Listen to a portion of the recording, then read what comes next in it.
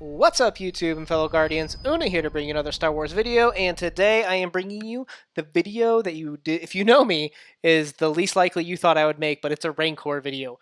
That's right, I did not hit auto for the first time on the Rancor in 4 months. I'm just, as you guys know, I'm just kind of done with it. I'm just sick of doing it every other day.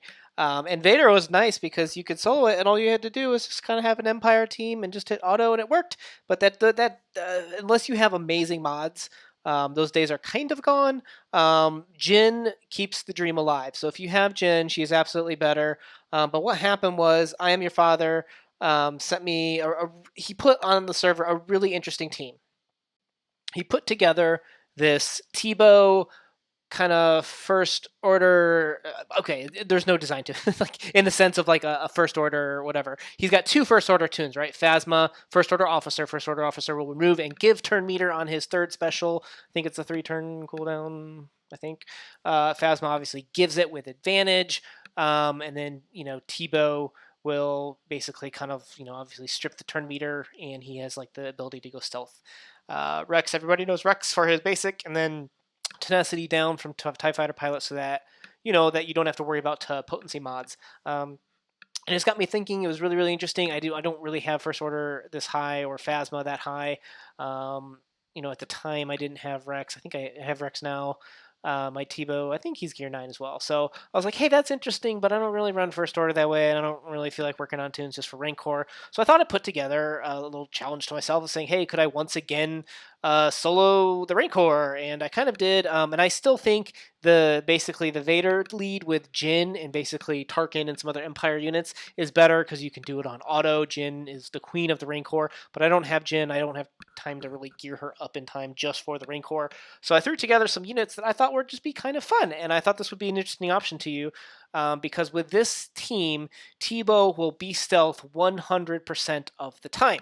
You do have to run this manually unless you were to like fine tune your mods perfectly, which is way more work than what I want to do. But basically, Teebo with his special, come back, little furry cannibal. With his special, you do need to kind of omega his basic, and normally you take his leadership all the way up, but since he's not leader, it doesn't matter. All you really need is the basic, and I'd recommend taking this all the way up to at least 7. And then, I still put a lot of potency on our little man. 186 is his speed, which is pretty good, for Rancor mods. You can obviously move arena mods if you care that much about Rancor, but this is probably as slow as I would want him for this team.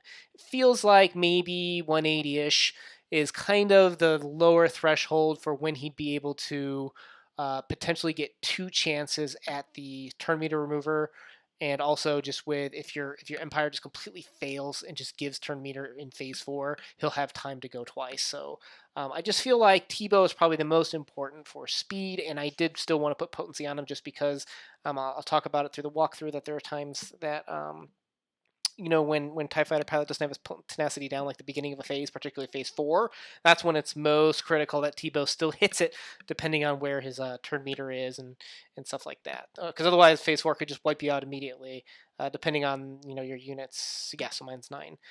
The other really important, I keep making them disappear. The other really important Omegas are, and this is not really a cheap team per se. I mean, you got to have Artoo, you got to have Zader, and those require Zeta.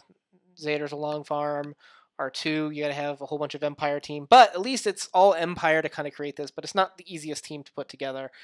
I do think that his Omegas here are kind of worth it for the extra turn meter chance here and the increased potency. So you don't need a ton of potency on him. I did get him up to 189 speed. I feel like that speed's pretty good, and he'll get most of his potency from the basic, and he'll actually get some turn meter from this special right here. Which is actually pretty interesting, is you'll want to use the special a decent amount just to keep him going faster and stuff like that. Vader has to be Zeta to allow basically everyone to be a turn meter reducer on this team. The Zader, if it ever loads, goodness. The Zader lead basically gives you a 50% chance to remove 20% turn meter as an Empire or Sith. Okay, that's really why he's here. His dots, not really relevant. This is a turn meter reduction strategy. Okay, now the dots do add up, and you can do your culling blade to make it go faster. I'm not going to for this run, but you can depending on your speeds. And then TIE Fighter Pilot, Tarkin both gain the 50% chance to remove 20% turn meter. TIE Fighter Pilot, he is really here for his basic, which basically applies tenacity down on his basic on a critical hit, and there's no potency check there. So you really just want to run crit chance, as much crit chance as you can. You can run a bunch of crit damage if you want to, but just really the crit chance is what's going to land that. However, our fifth and final member is the none other than wonderful Artoo. And what's interesting about his smokescreen is this, is the advantage. And he's kind of playing the role of what Phasma was doing in I Am Your Father's team, of giving advantage to the culling blade. And you can use that in phase 4. Of course, you could use the door drops to force a critical hit. But what you can do with him is on this smokescreen, whoever you make kind of the pseudo taunter, they have the foresight and advantage. You can make them have the crit, and you can use that starting off in phase 1, phase 4 on TIE Fighter Pilot, as well as throughout the level to give TIE Fighter Pilot that crit to make him have more damage. So yeah, so it's an interesting combination with R2, where what that smoke screen does is not only does it give advantage to TIE Fighter Pilot or Vader if you want to throw your culling blade, but it also grants the stealth to this guy. So this gives him stealth for 3 turns, and this is on a 6-turn cooldown, which means you get 2 additional turns from the smoke screen, plus the 100% turn meter from initiating this, and you have Teebo living in constant stealth. He will never leave stealth with this tactic if you just constantly strip the turn meter. Obviously, if the Rancor goes, like if you don't have the speed on the units, the Rancor will do his dispel, and he'll be able to remove that. Let me go over the speed real quick. So I do have Darth Vader at 194. I did it at 178, and I did it at 178 just fine. But there was another time I did it and it failed, so I figured I'd just pump up his speed. So 178 is possible. It just wasn't 100%. Honestly, with what I was doing, or maybe I got better. I don't know. 223, so not too bad.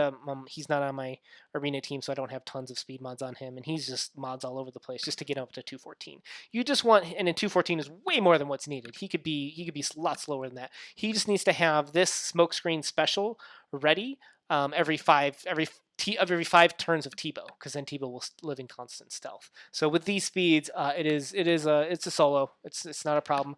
But it doesn't matter how good you are or how fast you are. If you are running this Rancor and the Rancor just resists not only Teebo, but he also resists Tarkin's special. There's nothing you can do. He's going to ground slam, and you just got to keep pounding at it. But these speeds seem to be pretty consistent, that I pretty much have cleared it every time I've tried it since then. So I guess the one last thing we touched over it quickly, but this is kind of like a failsafe. So I just always do the basic with Tarkin to have the 50% chance to remove 20% turn meter.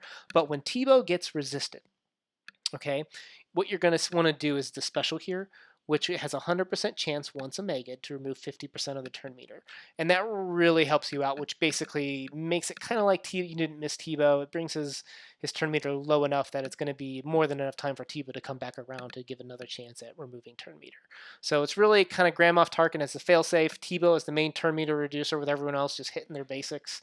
And R2 just hitting that smoke screen whenever Teebo's stealth goes away. And that is honestly the strategy. The only other thing you need to remember is that on phase 4, instead of putting the smoke screen on TIE Fighter Pilot, you can actually put it on Darth Vader, because then Darth Vader will have the culling blade to get the crit. And honestly, when the Rancor is a lot faster in phase 4, I'd rather him go after Vader instead of TIE Fighter Pilot anyways, because Vader has a lot more health.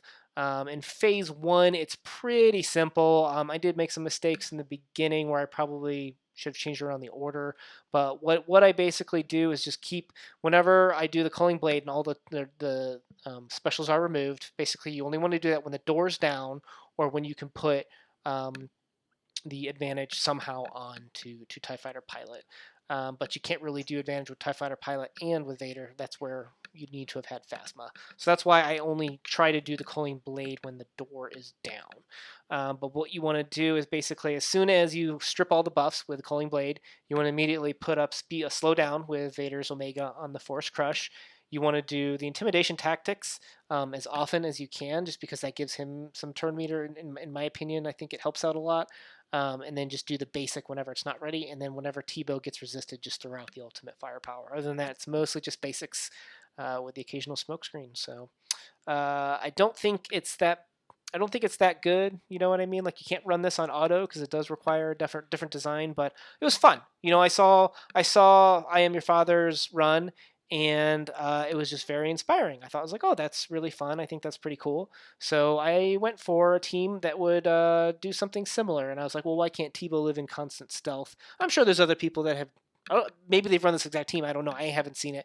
To me, I was just kind of messing around, and I found it fun. So, if you guys can't solo the Rancor anymore, use this team. This will work. I promise you. I showed you my mods. These are not the best mods. You can definitely get better mods. I mean, you could pull off your arena mods if you really want. But yeah. So good luck with your Rancor farming, guys. Una out.